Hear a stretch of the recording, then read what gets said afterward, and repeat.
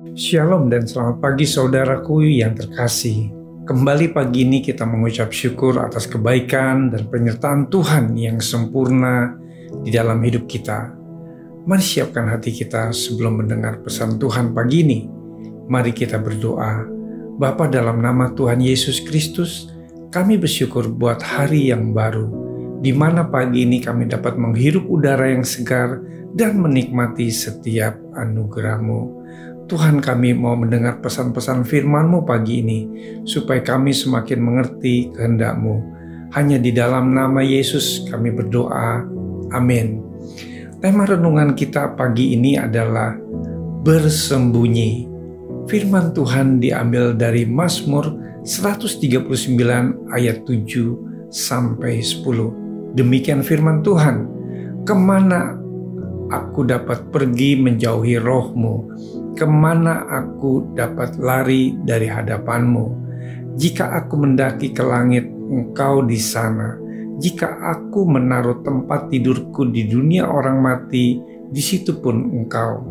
Jika aku terbang dengan sayap fajar dan membuat kediaman di ujung laut, juga di sana tangan-Mu akan menuntun aku dan tangan kanan-Mu memegang aku." Bapak Ibu Saudaraku, kisah Adam dan Hawa jatuh ke dalam dosa ketika memakan buah pengetahuan yang baik dan yang jahat di dalam kitab Kejadian 3 ayat 8 sampai 9. Ketika mereka mendengar bunyi langkah Tuhan Allah yang berjalan dalam taman itu pada waktu hari sejuk, bersembunyilah manusia dan istrinya itu terhadap Tuhan Allah di antara pohon-pohonan dalam taman. Tetapi Tuhan Allah memanggil manusia itu dan berfirman kepadanya, "Di manakah engkau?" Ia menjawab, "Ketika aku mendengar bahwa engkau ada dalam taman ini, aku menjadi takut karena aku telanjang, sebab itu aku bersembunyi." Manusia cenderung memiliki keinginan untuk bersembunyi jika sudah melakukan kesalahan atau dosa. Sebuah peribahasa mengatakan, "Lempar batu sembunyi tangan." Bersembunyi adalah berbagai macam bentuknya. Ada yang langsung menghilangkan jejak, membela diri, atau melakukan aktivitas yang baik, tetapi untuk menutupi kesalahannya tersebut. Sepertinya aman saat bersembunyi, dan orang lain tidak akan mengetahuinya. Saudaraku, Mazmur Daud begitu sedih sehingga ia mengharapkan kegagalan saja yang meliputinya, dan ia merasa ingin berlari menjauh, tetapi Allah tetap tahu. Pemazmur melakukan kesalahan karena hatinya sudah membenci orang yang menganiaya dia, dan ia tahu bahwa itu salah sehingga ia bersembunyi. Tetapi karena ia tahu Allah Maha Tahu, maka ia mengizinkan Allah untuk menyelidiki dan mengenal hatinya, bahkan menguji segala pikirannya, dan berharap Allah menuntun.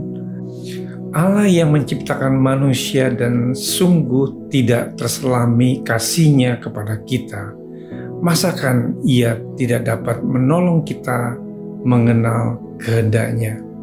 Saudaraku, Allah itu Maha Tahu.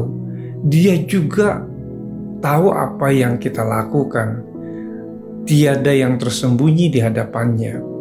Jika kita sudah tahu demikian, maka kita tidak ada alasan untuk semakin menjauh dan menolak untuk dikoreksi Allah. Lebih baik kita mendekat pada Allah dan berharap Allah akan menolong untuk membuat kita sadar akan dosa dan mulai belajar untuk memahami kehendak-Nya. Jangan cenderung menguasai diri kita, tetapi biarlah Allah yang menguasainya. Allah mau menuntun dan mengkoreksi kesalahan kita. Jangan bersembunyi dari hadapan-Nya.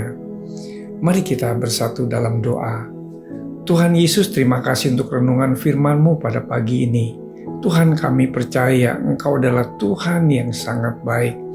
Ajar kami untuk mengerti cara Tuhan bekerja dalam segala sesuatu untuk mendatangkan kebaikan bagi kami. Kiranya Roh Kudus akan menolong kami agar kami memiliki hati yang taat dan setia dan menjadi pelaku firman-Mu. Di dalam nama Tuhan Yesus, kami berdoa. Haleluya. Amin. Selamat beraktivitas. Tuhan Yesus memberkati.